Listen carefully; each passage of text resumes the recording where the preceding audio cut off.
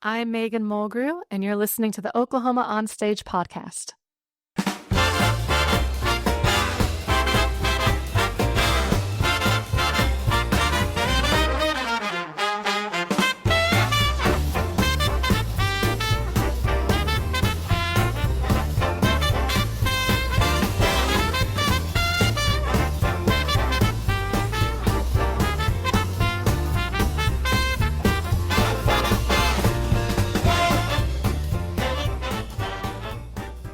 Welcome back, everybody, to Oklahoma On Stage. As always, I'm Tim. I'm your host.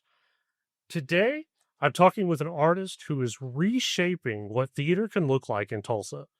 She's a co-founder and executive artistic director of RiffRaff, a nonprofit company known for ensemble-based work, experimental staging, and productions that transform non-traditional spaces into living, breathing, storytelling environments.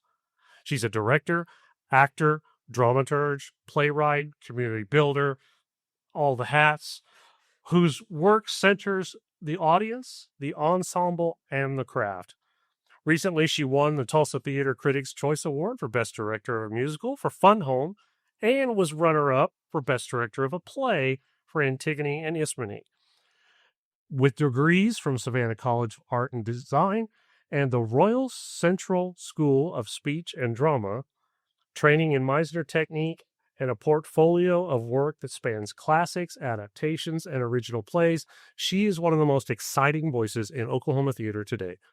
Oklahoma On Stage family, please join me in welcoming Meagan Mulgrew to the podcast. That was really sweet. I'm blushing. Thank you. That's very, very kind of you. No blushing on radio. We're not on radio. I'm sorry.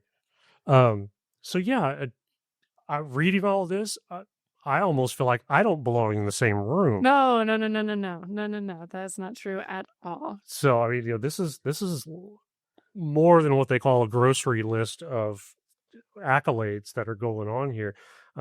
You've kind of done a few things.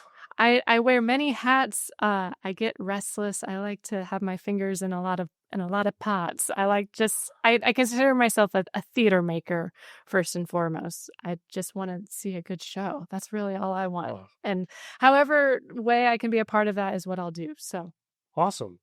Well, Meagan, we're going to start off just like we do with every guest that we have on here. As we say, we're going to go with the elephant in the room. How did you get started in theater? It's actually very funny because I think that any family member of mine would tell you that they're shocked that I pursued theater in any capacity.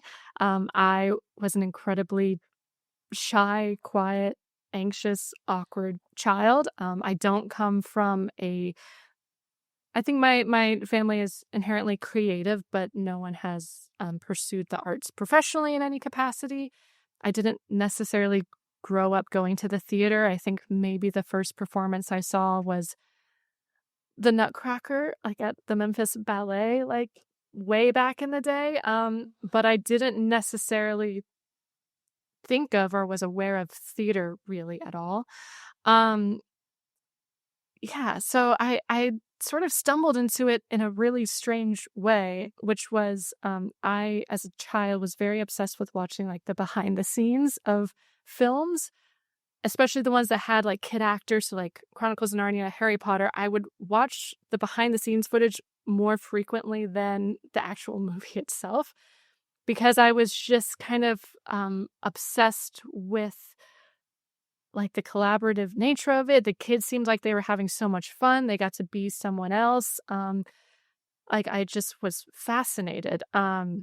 And then I've always been a writer. I've been writing for as long as I can remember, just sort of hauled up in my room, typing away fantasy worlds, and not socializing with anyone else. And so at some point in middle school, I think, again, when I was maybe on a binge watch of behind the scenes stuff, I was like, I want to try acting. It looks like fun and everyone looks like they're having a good time and they look like they enjoy working with each other and they're becoming friends. Like, I think I was really searching for a community because I as we sort of discussed, I'm a military kid. I was moving around all over the place. And as a shy kid, it was really hard to make friends when you were moving so frequently. And so when I got to high school and my family settled for a little bit, I sort of built up the courage to join a theater class. And I was really lucky because my high school drama teacher, Krista Whitaker, shout out, is incredible, and an astonishing champion for every young artist that comes through her door. And Where was this at? this was at Fort Walton Beach High School. I don't think she's there anymore. I think she's in Orlando, Florida. But she's amazing and really instilled in me a love for theater itself, like starting with the Greeks, and I'm a big nerd, and so diving into the history of it and the craft of it. And I had like a community of friends for like maybe the first time, and my first like play with Guys and Dolls, and I was just like a chorus girl, but I was like, it was so electrifying. I also can't sing, so I really appreciate her giving me the opportunity because I also can't dance. And that opened the door for me in a lot of ways. I had a confidence that I never had before. I realized I was maybe good at this acting thing. There was a lot of opportunity we had. I don't know if they have this here, but we had a International Thespian Society, which has chapters all over the United States. But Florida Thespians is like what we were a part of. And so you had the opportunity, all these kids had the opportunity to like work on a scene for 6 months and then perform it in front of like their colleagues and in front of judges and get scored. You could do playwriting, directing, set design, costume design. So you could sort of explore a lot of different things. And so I like did playwriting one year. I directed something one year, and every single thing I just was like, I can't get enough. This is amazing. And I think because it was maybe the first time that I felt like very confident in the thing I was doing, and I loved having like a group of friends that I just like, we created like magic together. It felt like magic. I don't know if the plays were any good, but it felt like magic at the time. And so I was thinking about pursuing other things, but I just was like, I don't know what I would do with myself if this isn't in my life in some capacity. And so I got a scholarship to the Savannah College of Art and Design. I studied performing arts and creative writing. And I kind of focused on acting, but then I think my professors were very interested in me. I had one that was like, you should really look at dramaturgy. I didn't know what dramaturgy was. I still don't really know what it is, frankly. But I am, again, a big nerd. And so that I like was a dramaturg on a couple of like the Shakespeare plays that we were putting on. And then I had another professor say, notice something within me in a class, and was like, you should really take a look at directing as well. And I did that, and I loved it, but I also was at some point interested in casting. I had an internship at CBS primetime television my junior year, maybe my sophomore year, going into my junior year. And so we'll add that to the list.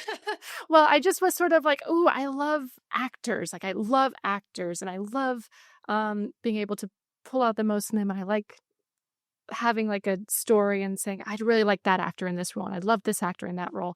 But that was an interesting experience because it really highlighted for me in the ways in which TV and film at the time, I think the culture has shifted quite a bit, but at the time was not necessarily centered around talent. It was about being lucky and good looking. And there was some people that would come in that I thought were super talented and didn't quite make it for whatever reason. And so I got a little disillusioned with acting, frankly. I did. And so I shifted gears pretty intensely to dramaturgy and theater criticism, just because I love dissecting a play, and I love dissecting an audience's response to a play, and I love highlighting the ways in which theater reflects a society, and I just find it like so fascinating. And so I ended up going to getting I got my master's at the Royal Central School of Speech and Drama in dramaturgy and theater criticism. And that was incredible. A lot of independent study, just me watching a lot of London theater, which you can't beat. It's just the best in the world. And then when I graduated, I moved to the Pacific Northwest, worked at a regional theater, and then my partner's from here originally, and then found my way here, and we started RiffRaff, and here I am. So I've kind of always done theater, even if it didn't pay, just because it's the thing that keeps me excited and interested. And Wait, we get paid for this? I don't. So it's like, I hear stories about that, but about pay. I don't know. Yeah, so that's a long-winded answer. No, that's great, and it's not an unfamiliar story. Yeah. I hear, even in the interviews that I've done, I hear so many stories very similar to yours of people that have, whether it be the military or whatever, or other jobs, have moved all over the place and then come to find roots here. Yeah. And it's amazing, the theater and arts community here in Tulsa, the stories that are similar to that. There's something about Tulsa that just seems to be drawing people. Yeah. It is the friendliest city I've ever lived in, and you can quote me on that. It is, and I've lived in a lot of cities. There is something about it where immediately people want to talk to you, and want to talk to you without an agenda. They just are curious about who you are, what you do, what you're excited by. I had no problems making friends here, which was really important. Yeah. And I didn't feel like I had to prove myself in any capacity, which meant that I felt really creatively free, which was nice. Yeah. That's really cool. So, again, you kind of went through most of the questions I was going to ask. Oh, gosh, sorry. Oh, no, that's fine. It's great. But you had some Meisner training. Mm-hmm. What did that unlock in your journey, in your work? Yeah, I did a Meisner intensive the same year that I actually worked at CBS, and I had never done a technique specific training like that. And for me, what Meisner unlocks is the truth in responding. How you learn in Meisner that not to negate anything that your scene partner is giving you. And so it makes the performance incredibly truthful and real. And you have this lovely flow of energy that is inherently happening between you and your scene partner, or you and the audience, frankly, because their energy is absolutely influencing everything you did. There's some things that I really respond to in Meisner. There's some things that I don't maybe necessarily in the training, but I do on occasion like to bring that into my rehearsal room when I feel like, funnily enough, when there is maybe a performative aspect to the performance, where there can be an element of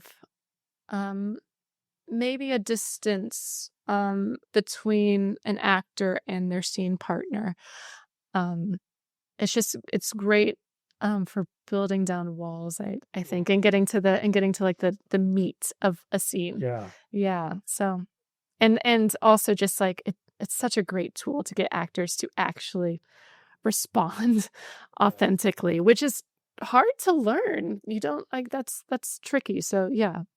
It's one thing to get people to connect socially.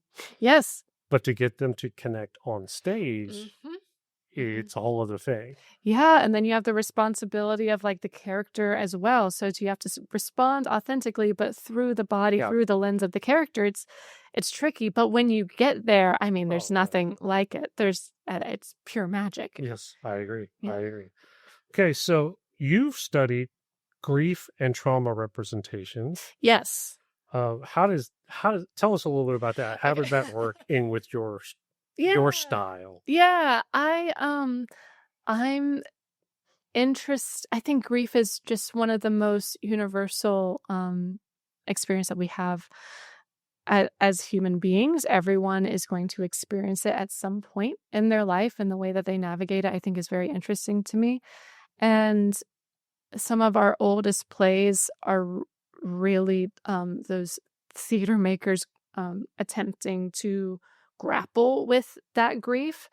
And so on stage, there's such a rich tapestry of artists from all of history attempting to get at what does it feel like to grieve, and what does it feel like to be traumatized, which I know is very dark, maybe, but I do find it fascinating, especially because it inherently builds catharsis for the audience. I mean, the ancient Greeks were putting on, Antigone, for instance, and it was an audience of former soldiers and current soldiers, I mean, primarily, who had seen war and were dealing actively with the ramifications of war. There's a wonderful theater company in New York that is called the Theater of War, who I am very inspired by. They take ancient and classical plays to veterans and hospitals and traumatized communities, and allow the sort of ancient texts to break open those survivors' experiences. And it just allows a really beautiful place of healing, where you are allowed to sort of witness horrors in a safe way and then grapple with them. I think it's interesting the way that human beings attempt to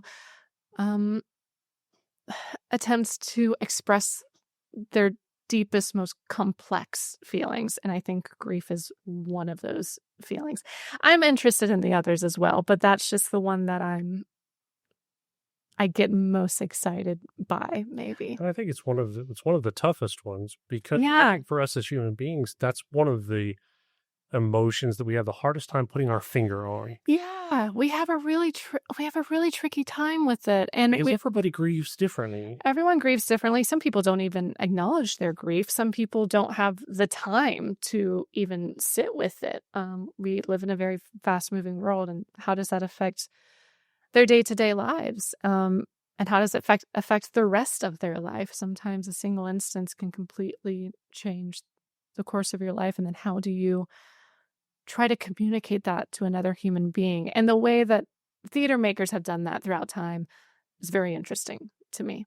It's primarily with a lot of ghosts, which was the basis of my master's thesis, like the use of the ghost, and why we do that. Just sort of interrogating that. Yeah. Yeah. Well, it is. I mean, that's just. And our session today is finished. We just changed into a counseling session. I know. But I mean, drama or theater is therapy. Yeah. I've told people that for years. I've gone through. I was that kid that was picked on and was all that kind of other stuff. I was a theater geek and a band nerd and all those labels and everything. And I learned very early on, theater was a way for me to exorcise those demons, if you will. Yes. But at the same time, to connect with those emotions. Yes, So, absolutely. Yeah, I understand. Theater is therapy. Yeah, absolutely. So you came from the Pacific Northwest to Tulsa. Mm-hmm. What was the moment that you said, I need to start a theater? That's very funny. It's a very funny question. And I will tell why. I will say that I've wanted to start a theater company since probably I was 16. That was maybe the first concrete goal for my future. I was like, I want to start a theater company. And when I graduated with my master's, I was like, I'm going to start a theater company. But I kept dragging my feet. I have quite a bit of imposter syndrome. And yes, which I think many artists do. And I would daydream about it. And my poor partner, Brittany Campbell, had to listen to me sort of daydream, but not actually put any action. And she's always been like one of my greatest supporters next to my mom, because my mom will want me to let everyone know that. But I think there was, when I moved to Tulsa, I was really impressed with the variety of different theater companies working. Although when I moved, it almost immediately was COVID, so I didn't get a chance to maybe explore as much as I wanted. But I was hungry for a type of theater that like I had grown to love, which was this sort of fringier, more experimental, structure defying theater that I had been experiencing in London. And I personally, as an artist, wanted to be challenged. I love being challenged. And so I just was, I think, again, daydreaming.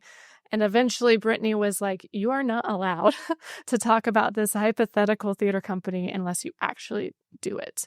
And we were like out on a walk, and she's like, when we get home, we're going to look up some royalty-free place and we're going to choose one and we're going to put it on. Because you need to finally recognize that you can do it. You have to do it. She's like, you're talented enough. You're smart enough. She's like, and she's our production designer as well. And she's very business savvy. So she was like, we actually can do this. You're the one dragging your feet because you're afraid. And so that's how it really started, because there was a bit of a push from Brittany's direction, which I'm very, very thankful for now. Thank you, Brittany. But I was dragging my feet. I was like, I don't want to look at plays. Like, I'll have to adapt it. And then that means I have to write it. And what if they hate it? Like, it was really, I was kicking and screaming into RiffRaff. But we grabbed a play. I said about adapting it. I reached out to friends of mine who, for instance, our stage manager, Mads Barron, who I had talked to, I'd met years before, and they had done theater in high school, but was kind of in a toxic like high school theater environment, hadn't done it since, but was a stage manager. And I was like, I promise RiffRaff won't be that. Do you want to join us? And they were like, sure, okay, let's do it. And then I reached out to a couple other friends of mine who were like interested in theater, but again, were kind of afraid to like maybe make the jump or like see it more frequently. And I was like, let's just all collectively try. And so yeah, that was January, February of 2024, and we launched, that spring, summer, and then we had our first show in October of that year. So we moved quickly because if I don't have a deadline, I won't do it. Understood. But yeah. What was the show? It was called RUR, Rossum's Universal Robots, Okay. Which is a play from the 1920s by Czech author Karel Čapek. It is the originator of the word robot. It is the first time robot is ever written. He coined it. He created it. It is an incredibly timely piece, and we picked it because it was royalty free, and I knew that if I adapted it, we wouldn't have to pay for it. Trying to do things as cheaply as we could. And then we also are really interested in sci-fi. We're interested in horror. We're interested in fantasy, maybe eventually myth, genres I don't always see on stage. And so Brittany was like, I think this has got to be the show. I think this is it. Do you think you can adapt it? And I was like, yeah, I'll give it a shot. I'll do what I can. So yeah, it was obviously it was a success. It was still going. It was a success. It was an incredible success. We sold out, which I am still flabbergasted by. We created a really wonderful partnership with the Oklahoma Center for the Humanities. They were our first community partner. We still do shows there, and they've been incredible to work with. Half of our cast had never acted before. They were all incredible. And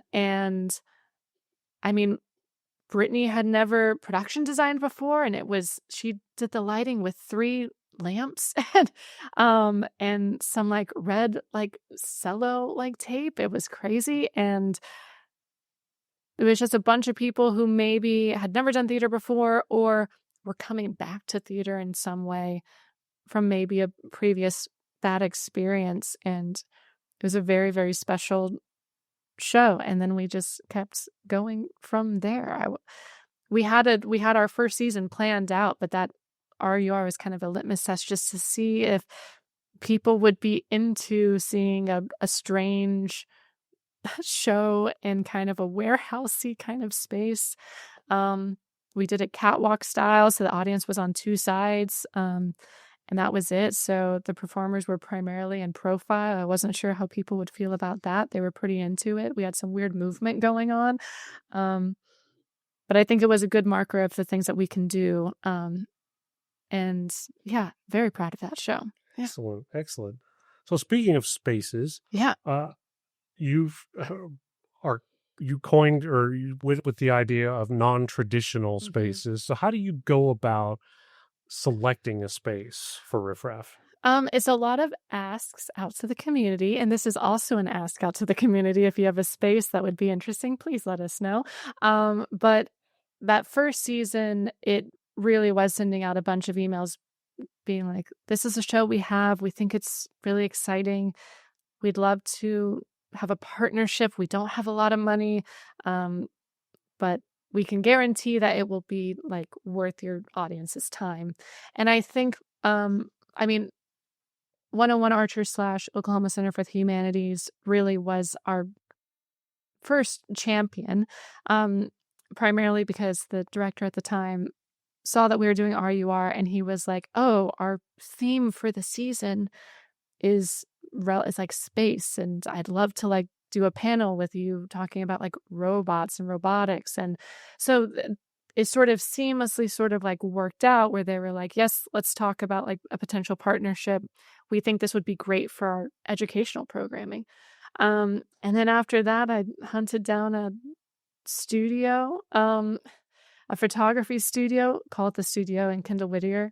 And I was like, I'm wanting to do a production of St. Joan by George Bernard Shaw. We wanted it to be super intimate. That only had 40 seats. And we wanted it to feel kind of Southern Gothic-y in a way. So we kind of made it look like an old dilapidated church out in the middle of nowhere. And that was like really cool. Last season, we actually did a adaptation of Rope, and which was made famous by the Alfred Hitchcock film Rope. And I reached out to my neighbors downstairs at Living Arts and again kind of asked, we have a pretty lean budget, but are you willing to work with us? And they were really excited by the idea. We tried to incorporate and make reference to the exhibits that were on the wall, so it felt worth their time. I always start with my pitch. I'm like, you don't have to worry about us taking up space during your actual opening hours. We basically are like a micro fringe festival because we break down and reset pretty much every night. So that way our venues are able to use their space as intended, like throughout the week. So we're very mobile and our production design's very simplistic. And that seems to help quite a bit. We have a couple asks out for our second show of this season that I'm very excited about. I think that the more partnerships we develop, the more people are like, oh no, like this is cool. People are coming, they're selling out shows, and we would like to be a part of it. And I also always try to direct the shows with the space in mind. It's not like I'm directing outside and then hoping it fits. Me and my team will case the entire space and really try to make it feel seamless. And I love it. I don't anticipate us operating out of a traditional theater space. Maybe further down, if maybe we get our own space at some point. But right now, we feel really comfortable with 2 days of tech, and I know he just like had Yeah. a shocked expression on his I face. had to swallow really hard just then. I know they do think I'm insane, but it's worked out, and we like the kind of mobile, flexible nature. It puts a real emphasis on the acting and the craftsmanship. We can do a lot with very, very little, which I'm very proud about. So That's yeah. excellent. I Yeah. love that. Okay, so you have used a couple of phrases that I want to ask about. Number one, Yeah. ensemble-based creation Yes. and artistic craftsmanship. Yeah. So tell me about those. Sure. So like ensemble based, I try to, and like Brittany and I really try to, for instance, when we're curating our seasons, really looking at ensemble shows. I do believe that there's no such thing as small parts, but I also want to give as much opportunity for an artist to utilize their talents and be challenged as an artist as possible. So I'm trying to choose shows where almost all the characters are on stage for the same amount of time. I'm trying to choose shows, or even if that's not the case, I'm having double or triple like casting roles. We keep our cast pretty much under. I think every single cast we've had has been under 10. Even if, for instance, St. Joan had like 20 something characters. So that's like one element of it where I'm trying to make sure that everyone feels challenged, and feels like there's some sort of artistic rigor to it. But also, I put a big emphasis in the rehearsing of a play, and also just hopefully it feels this way with our production team, that like everyone is moving towards a goal. I have like a specific rehearsal day where we only do ensemble building, where we're getting to know each other. We're playing improv games. We're trying to build a sense of camaraderie, because theater should be fun. But also I think that the show is better off if everyone feels like they're in sync, where there doesn't seem to be like one person who gets maybe more attention than anyone else. Everyone in the show gets a character building session with me, individual work where we go through the character or characters and we work on it, and then we all collectively get together. So yeah, that's what I mean by ensemble. Almost everyone's on stage for the same amount of time. And I want to continue doing that. I want it to feel like a collective. That's not to say that I don't love star vehicle shows, but I get really excited when I see a full ensemble like really putting in the work and really in tune with each other. And that's both people on stage and like the production team as well. Like that's very exciting for me as an audience member. So that's what we'd like to do as RiffRaff as well. Yeah. So what do you mean when you refer to artistic craftsmanship? I would say I keep talking about artistic rigor. I'm not I'm trying to think of the best way to like phrase this. I want everyone to like feel free to like go there. And I care very deeply about the audience experience. So artistic craftsmanship in the sense of this is a skill that we are honing. This is a craft that we are building. And here are the tools that I have that I can share with you, in order to continue to build that. I want people to feel like they're a stronger artist coming out of a RiffRaff show than maybe coming in, or a more confident artist, feeling more expansive in their abilities. And I think that my entire team feels that way. I feel very lucky because artists keep coming back to work with us, which is exciting. And I think the ways in which they've described it to Brittany and I is that we feel challenged and it feels like artistically satisfying. Like we're excited by the work that we're doing. So that's what I mean by it. Okay. I guess. Yeah. Great. So let's talk a little bit more about you, Okay. different hats that you wear, some of the directing credits to your name, Fun Home, which we talked about a little bit ago, um, Antigone and Ismene, Rope, St. Joan, RUR, Top Girls, some acting credits. You've been in The Crucible, Macbeth, The Revolutionists, Doubt, What the Butler Saw, A Midsummer Night's Dream, She Kills Monsters. But you also, talking about a little bit of what we were talking about just a minute ago, the RUR, you wrote the adaptation for that, as well as Rope and the Antigone. Yes. And then your dramaturgy interests, as you said, ancient theater, adaptations, audience aesthetics. Yeah. And I've not heard it quite said that way before, but I think because as you said, especially in the smaller spaces, the audience is part of the show. 100%. Yeah. And you have to, as you're talking about directing for the space, you're also directing for that audience. Absolutely. And you've got to understand who's coming in to see this. And because so many of the shows that we go, when we're doing the production and everything, we don't know on that first night who's going to laugh at this. Yes, absolutely. Who's going to be affected by this one until it happens. Yes, yeah. And so understanding those audiences and the aesthetic and all of that, I love that. That's amazing. So,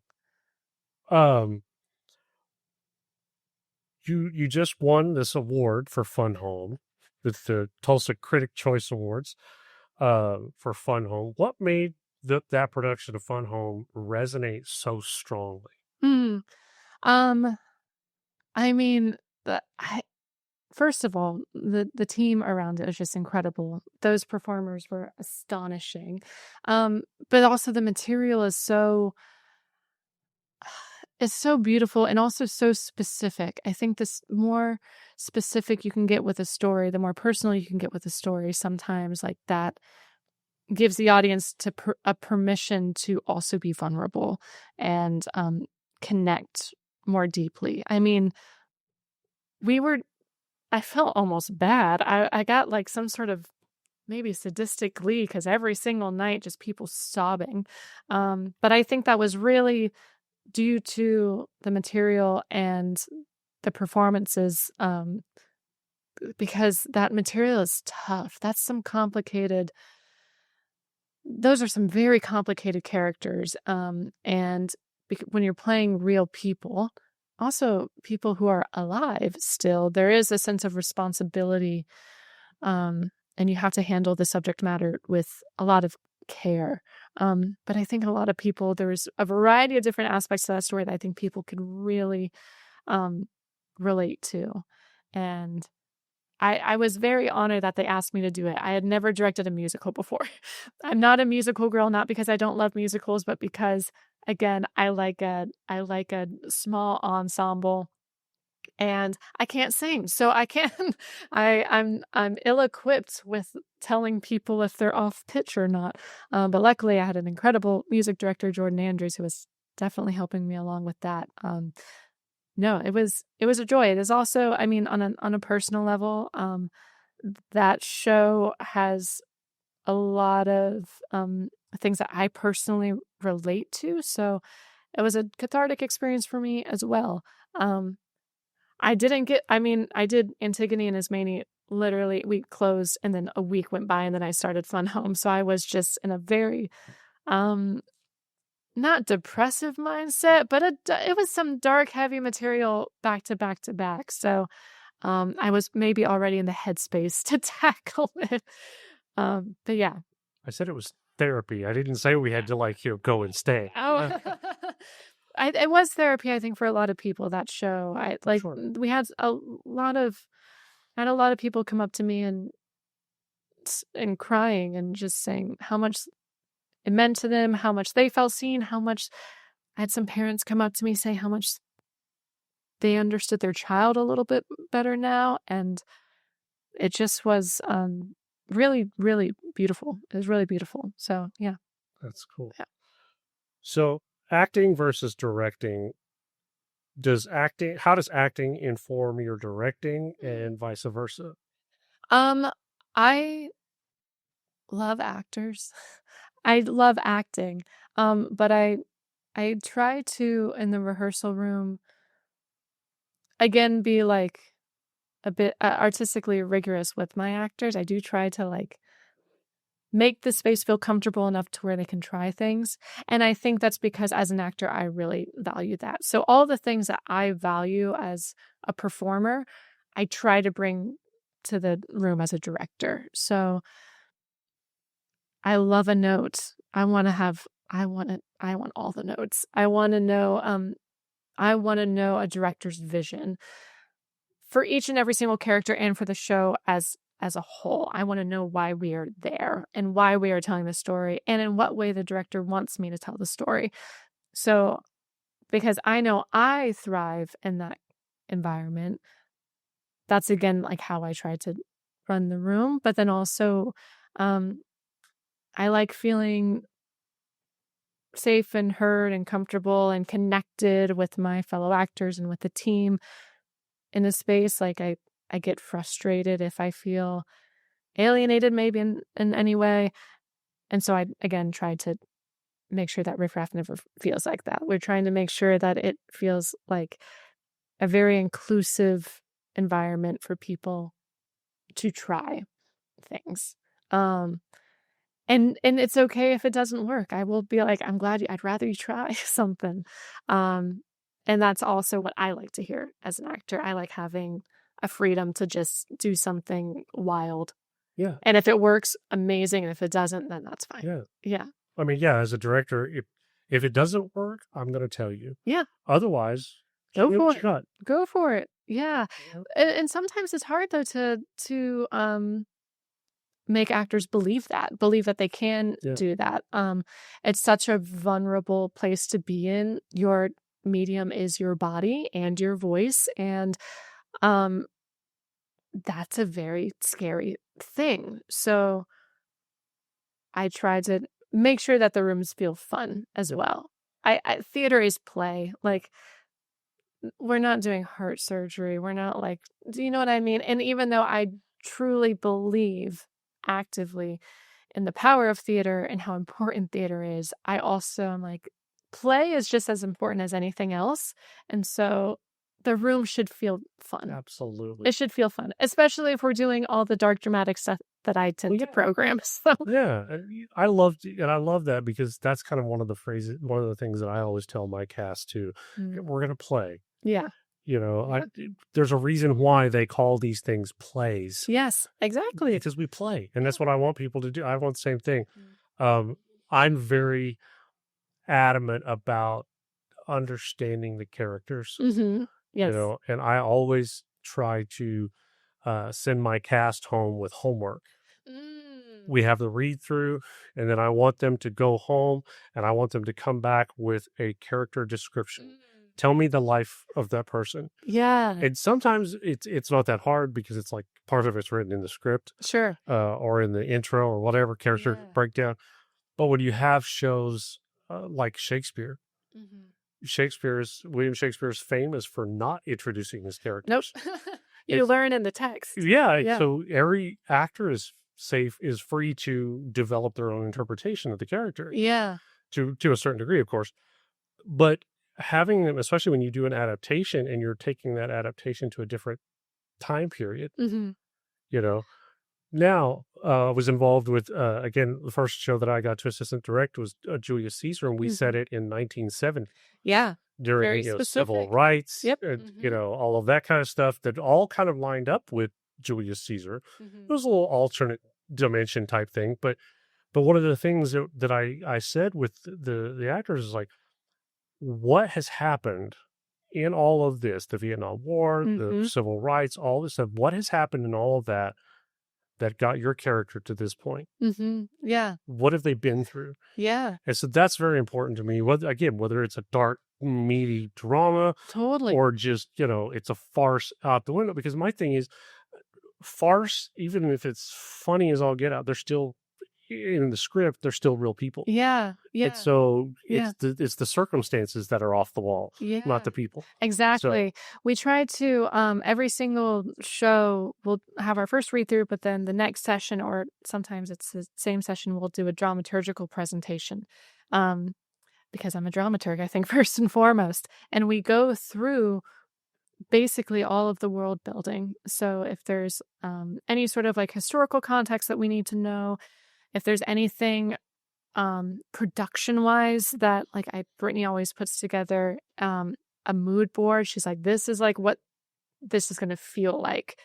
This is, and then I'll say like, this is the type of acting that I'm interested in. And we're going to go a little bit more like film noir for this one. Like that maybe the acting's a little bit heightened because we want it to feel like this.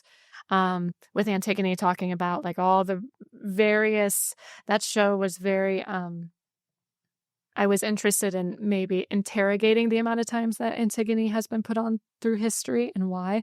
And so in the dramaturgical presentation, we went through all the different types of adaptations that have already been done about this play, and what's the through line through all of them, but also what are the individual differences. So I think that helps the entire team, not just actors, but also production, to understand what is the world we are trying to build, so that everyone has a clear understanding of like what this is going to be and what it should feel like, what it looks like.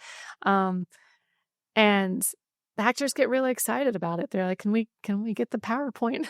Can you like send it in an email? I think the more information that they have, the easier they can explore their characters, and come up with those ideas. And yeah, it's one of my, I say this about every single part of the process, but it's my favorite part of the process.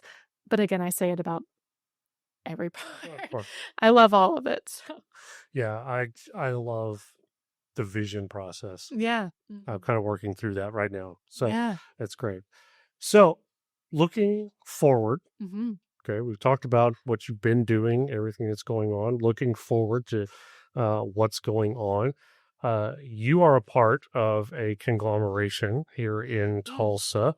I've spoken with a couple of people that have been a part of this. Just recently talked with the gentleman who is heading up Home of the Brave Productions, and how the F did we get here? Right. That RiffRaff is a part of that as well. Yes. So I know that they're currently in rehearsals and everything for the first show, which is Diary of Anne Frank. Are you guys a part of that? We are not. Okay. I wasn't exactly sure. We didn't go into a whole lot of who was doing what. And I think Jared even said that they're still working on some of the finer points of down the road. Yes. I know that Theater Tulsa has grabbed the reins of Diary of Anne Frank. Yes. And, so it's an interesting concept. What brought you into talks with Home of the Brave for this? So Jared first reached out to me. Maybe early this year, and was like, I'm putting together a theater collective, or a multi-year theater project, in which we are going to talk about in a variety of different like ways with a variety of different organizations, the history of maybe what is happening currently today in the United States, showcasing plays that explore themes that are perhaps hyper relevant to like what's happening right now, I think globally, but feels especially topical to America right now. And he has like a collection of plays that really resonate with him, and then pitching like ideas to like certain theater companies. And he like pitched a couple shows to us, and I'm very excited for them. I think it's a great opportunity for audience to hopefully be able to see the similarities across time, and allow them to sort of interrogate their world a little bit deeper, because it is maybe concerning that we deal with the same issues again and again and again. Although as someone who works in adaptations, that is unfortunately historically the case, and I I think art is an incredible opportunity to be able to bring some people into the conversation that much further and open their eyes a little bit to what the F is happening, or how the F did we get here? How the F did we get here? Yeah. And I think when I was learning more about this and everything, 2 phrases came to mind. Number one, there's nothing new under the sun. Right. It is what it is. We borrow, we steal, we do all that kind of other stuff. That's where adaptations. Yes. But the old adage that he who does not learn from history is doomed to repeat it. Yes. Yeah. And it shows for the most part, as we read Yeah. these pieces of literature, as we talk about these things, that we obviously have not learned anything. Yeah. Our societies keep repeating the same cycles over and over and over again. Yes, we do. We love our cycles, humans. We love it. That was also part of the interesting thing about adapting Antigone, where I was really like, wow, for hundreds of thousands of years, this story is still relevant. And why is it still relevant? Because we find ourselves globally in the same predicaments again and again and again. But that does tell me that there is progress to be had, because we always do progress. The dark times are not dark forever, because we've had some dark times in human history. Yes. And we have somehow always come out the other side of it. So always a little bit better. Always, hopefully. I hope so. Yeah, I hope so. At least we temporarily learn a little bit. Yeah. But one of the things for me, hearing this story and talking with Jared and talking with some of the other directors that I've talked to around Tulsa, the part that really gets me, or that really inspires me about the whole thing, is the community aspect of all of these theaters coming together. I think he said there were 13 that he's talked to so far. That sounds right. Yes. All from all over the community coming together to be a part of this. That is something that relatively unheard of. Yeah. Anywhere. Yeah. We've come to a point in our artistic world that theater is a competition.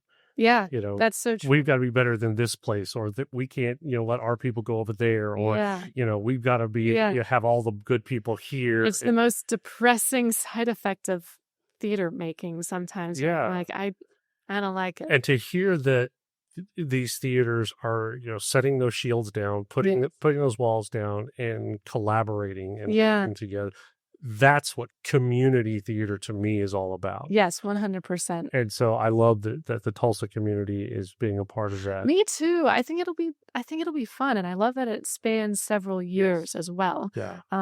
Because what's happening currently in the United States is not going to just magically disappear. This is something that I think that we are going to be grappling with for several more years, and so it will always be timely. And even if it does diminish, it's always going to be something to talk about. Yeah, absolutely. I mean, Diary of Anne Frank is never not going to be an important story to tell. Absolutely.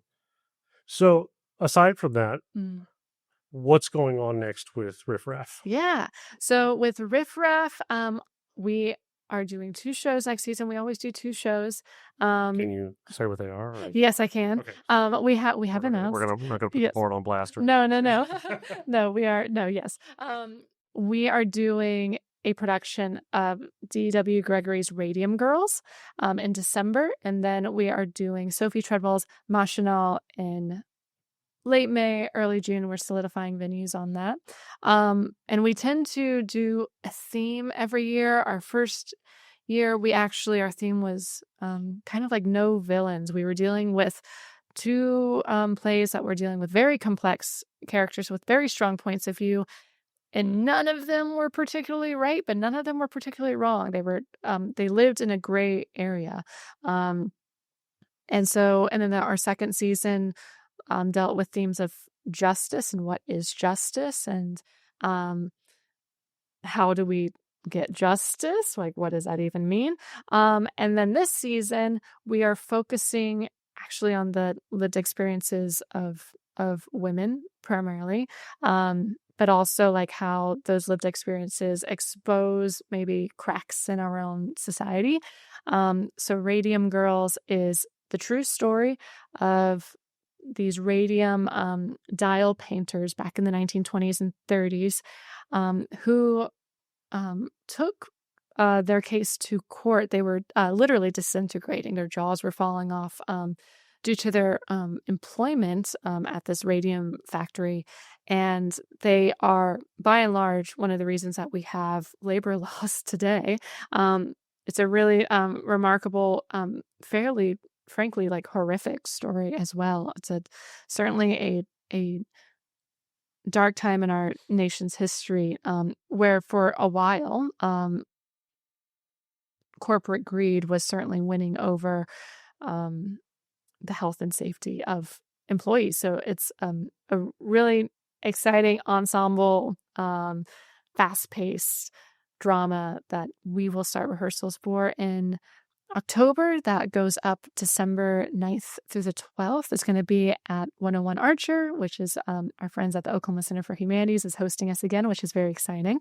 And then Machinal by Sophie Treadwell is an incredible expressionist piece about it's based in part on the true crime case of Ruth Snyder, who was the first woman to be electrocuted by electric chair in the state of New York in the 1920s. Her case was highly sensationalized. Sophie Treadwell, the playwright, was a journalist as well and wrote this play very quickly after Ruth's case and was really interrogating the fact of what this could happen to maybe any woman, and what are the systems in place that would make any sort of ordinary woman kill her husband. And it's quite avant-garde. We're wanting to go increasingly experimental, frankly, in our productions. We've been sort of like dipping our toes in, seeing how audiences feel about getting increasingly weirder and weirder and weirder. Turns out they like it when we take big swings. So both shows I think are going to be quite big swings, and I'm very excited. And actually, Radium Girls is Brittany, again, my co-founder, my artistic producer, my production designer. She wears 10 billion hats as well. That's kind of her dream show, and Machinal is my dream show. So it seems very exciting. And they're both set in the 20s. They're both going to be period pieces. There's a lot of overlap, and we're excited to see the ways in which we can have it feel almost like a cohesive story as opposed to two isolated productions. So that's what we got going up at RiffRaff. Okay. And then I'm also directing for Theater Tulsa this October, Woman in Black. So we're going to be doing a horror for spooky season. Yeah. So yeah, I'm very happy with my upcoming pieces. These are all pieces I'm very, very excited about. Okay. So you're doing what, maybe 2 shows a year? So at RiffRaff, we're doing 2 shows a year. I hope in the future we're able to do more. We just run on a pretty lean production budget, and which I know is the case across all the theaters. But ours is quite lean, and I think also we're wanting to sort of solidify like what maybe a RiffRaff show is before we start adding on. But I think next year we're interested in, we have Tulsa Fringe here, and then we have Theater Crude in OKC, maybe like dipping our toes. And since we're already basically working at the Fringe model anyway, might as well. So yeah, maybe a couple like pop-up performances, and then eventually maybe moving to 3 shows a year. But we, again, like the work we do, I think I don't have to write anything this season, which is great, but sometimes I do, and I need time to write. So. Well, I'll be talking with Adam and Jenny here in a couple of weeks over the show, so I'll be sure to put in a good word. Please. Yeah, I'm very excited. We're going to go see some Theater Crude shows this upcoming September. We're very excited about it. Yeah. Well, hopefully I'll see you there. Yeah. So what's your long-term vision for RiffRaff, say 5-10 years down the road? I mean, I think first goal is being able to pay all of our folks equitably and fairly. And we're really trying, that's why we have such a lean production budget. We're really trying to have a sustainable model so that way we can pay artists. Right now we're able to do a stipend. I'd like to be able to do more in the future, just because it takes a lot of people to make the thing work. And I'm very thankful to all the folks that help us make that thing work. So that's a future goal. But I think 5 to 10 years, it would be nice to have our own space. We have ideas about what we'd like that space to look like, how we'd want it to operate. Again, sort of playing off the model of some of the fringier London theaters that I would camp out in, basically. And we do want to be a professional working theater. Tulsa doesn't really have any professional houses currently. And I know that there's a couple theater companies in town that are moving towards that as well. We are one of them. We're just also, wanting to show the community like what we can do, and then expand as much as we can. Because I love the work that we do. I think people respond to it, and I would love for theater to be an active, healthy part of the arts ecosystem in Tulsa, and a paying part of the ecosystem in Tulsa. I know that sometimes seems like quite a dream, but I've been dreaming a long time, and so far I've been able to make it work. There you go. Any plans to get back on stage? Yes, I try to. That's also why we do 2 shows a year, so occasionally I can act. There is, I think this is announced. I'm pretty sure this is announced. But I'm like co-producing a production of Streetcar Named Desire, which is a part of the collaboration series with Theater Tulsa. They're doing incredible work with that collaboration series. I'm so happy they're doing it over there, even though I know it makes their schedules unbelievably busy. And I'm going to be performing as Stella in that. So that's exciting for me because that's a dream role. And yeah, we'll be putting that up at the end of April next year. So that'll probably be the only show I act in this year, just because directing does take a lot of my blood, sweat, and tears. Understood. And these are, that's something that I'm looking forward to. Okay. Yeah. Well, as we come to a close of our time here together, you say you've listened to a few episodes. Yeah. So that you may understand how we end our shows. Mm-hmm. We try to wrap up with our curtain call curveballs. Okay. These are off the wall, top of the first thing that comes into your head type questions, just to loosen up and end on a fun note. Yeah. Okay. So, first question. What's a role that you've never played, but you've absolutely wanted to? I do have an answer for this, but I don't know if it counts because I technically I did a monologue like in a Shaking Up Shakespeare thing at my grad school. They cast a lot of people in roles that we will never be cast in, and we got to do an iconic monologue from that character. And still, if anyone is out there looking to cast me as Edmund in King Lear, please do so. Hey, it is my favorite. I love a villain. Yeah. Give me like a really complicated villain, because I know I have like I don't have a very intimidating face. So anytime anyone gives me an opportunity to play someone who just has a little bit of like grime to them, sure, I want to take it. Hey, so this day and age, anything can happen. Yeah. So if you could have any seemingly useless superpower, what would it be? I'd want, like, I'm a big tea drinker, as we discussed. I'd love to just be able to like touch my mug and my tea is warmed instantly. I know they make mug warmers, but like I just would love for it always to, in my hand, just like always be hot. That's maybe and the microwave just doesn't. No. And also, like, that's the useless one maybe, but if for a useful one, I'd love to be like a polyglot or something. I'd love to be able to know every language. That would be just a dream. Wow. Okay. I would love that. Yeah. If you could run one errand anywhere in history, where are you going? If I could run one errand, Yeah. Where are you going and what are you doing? I may be delivering like the sides of Hamlet to the actors. I'm sure that was a thing where Shakespeare finished and was like, okay, give this to this actor. I think that would be me running through the streets of London, making sure the actors have their respective sides. I don't know if that was like a job back then, but that's the errand I would want to go on. Take sneak peeks at like Exactly. Yeah. yeah.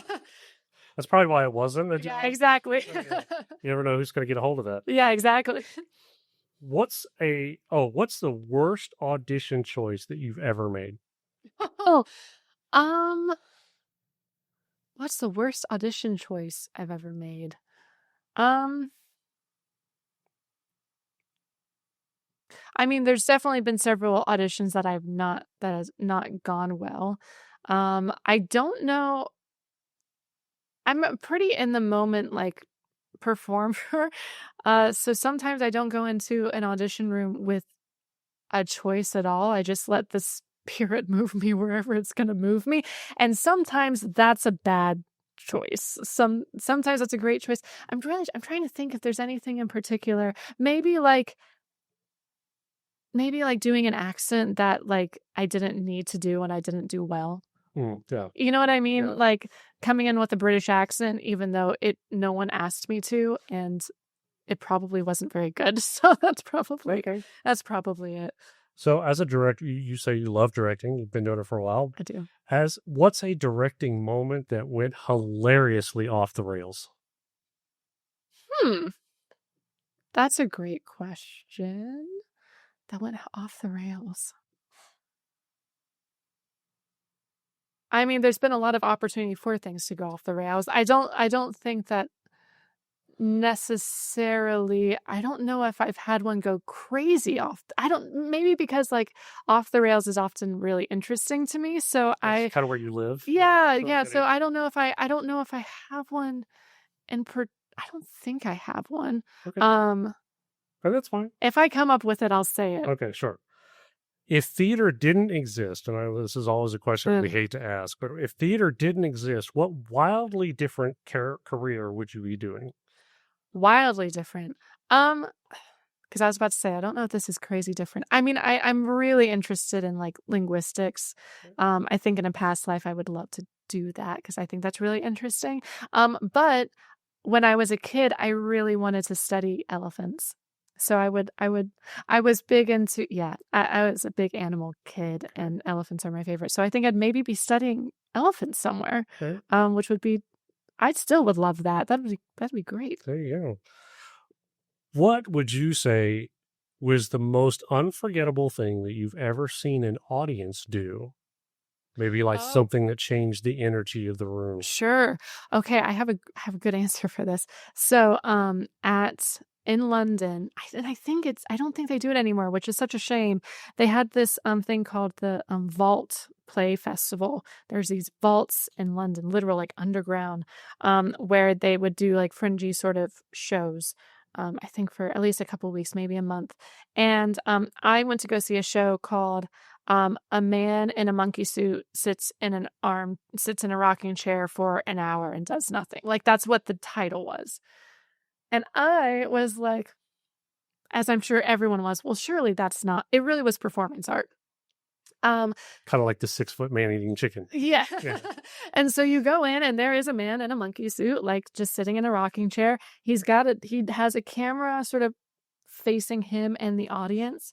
And he sat there for an hour. And I mean, at first I was like everyone else, like waiting anxiously.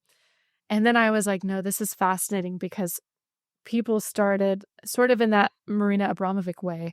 I can't remember that piece that she did years ago, but the audience started really trying to like antagonize or make this monkey man do something, going up and like, I was so impressed with like the boldness of because he was performing, what the audience then was like, oh, well, I'm kind of allowed to do anything and he's not going to stop me. Like it sort of built and built and built. Ooh. It didn't get violent, which I was kind of nervous about.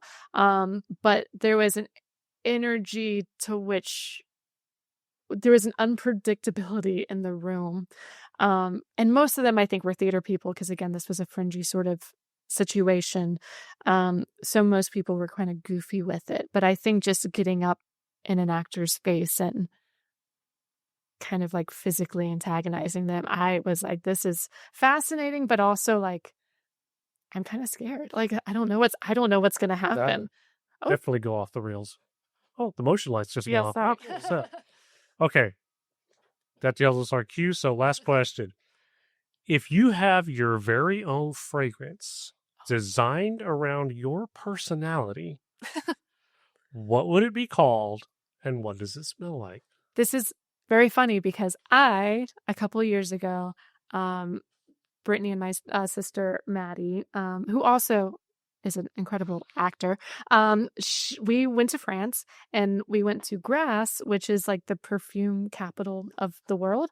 And we actually got our fragrance. We got to make our own fragrance. So I have and I named it. So so I do have an answer for this. I think mine, if I'm remembering correctly, it was like green tea. And again, I love tea, green tea and like rose. And there were some other things in there, but I think primarily it's like a green tea, rosy sort of scent. I like things that are herbally and grassy and grounded and unisex maybe. And I called it, because we were in France, I called it Dans le Studio because we were in a studio. So, but I also feel like that's apt for me because I'm always in a studio in some capacity, and happily so. Yeah, sure. Yeah. Meagan, thank you for giving your time to be a part of our show. We appreciate that. And all the stuff you've got going on, the many hats that you wear, your people that you have that wear so many hats. And it's amazing how you're able to do the same things that larger production companies do with just a small amount of people all wearing different hats. Oh yeah. My team is just the most talented and also kind. Like we really value kindness and collaboration. And I feel so lucky that not only are the people that I work with, I think some of the most talented people I've ever worked with, but they're also just good people. There's like no egos and just like in it for the love of the game. And I value them so much. So yeah, shout out Brittany Campbell, shout out Matt Sparron, Nick Mueller, Avery Marshall, Rebecca Roseberry, Ash Bailey, Rachel Brown, like all of these. There's the RiffRaff. I know. I do feel I feel a lot of responsibility as like the leader of my organization to say that it is such a collective effort. And I love my team so much. And I love every single artist that comes through. If I could list every single artist who has worked with us, I would. But I'm sure we don't have time. But I feel very, very lucky to sort of to build the community I always wanted when I was a kid. That feels like quite the privilege. So very cool. Very cool. So if anybody wants to get in touch with you or want to find out more about you, wanting to figure out how to get involved, how do they get in touch with you? Yeah, you can find us at riffrafftulsa.com. You can reach out to us at hello@riffrafftulsa.com. We got auditions coming up for Radium Girls if you're in the Tulsa area. Those will be early September. We're going to be announcing those. Actually, I'm not sure when this is going to be posted, but the second week of August is when we're going to be posting that information.